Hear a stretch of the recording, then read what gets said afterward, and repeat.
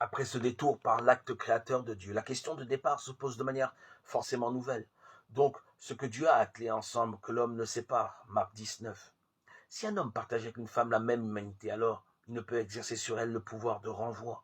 Inversement, si une femme est avec un homme une unique chair d'humanité, alors elle non plus ne peut exercer sur lui le pouvoir de renvoi. Qui renvoie sa femme et se marie avec un autre, il est adultère envers elle. Et si elle renvoie son mari et se marie avec un autre, elle est adultère envers lui. Marc 10, 11, 12. On fait souvent remarquer que cette originalité de l'évangile de Marc vient de ce qu'il était destiné à un milieu culturel où le droit romain autorisait également la répudiation d'un homme par une femme. Pour éclairante que soit cette remarque, elle ne rend pas compte de la dynamique que Jésus attache au chemin à faire derrière lui. Dans l'évangile de Matthieu, Jésus clôt ainsi le débat, qui renvoie sa femme, sauf en cas de concubinage, et se marie avec une autre. Il est adultère. Marc 19, 9. Matthieu 19, 9. L'acte posé par l'homme est déclaré illégitime et il est moralement qualifié de faute. C'est un adultère.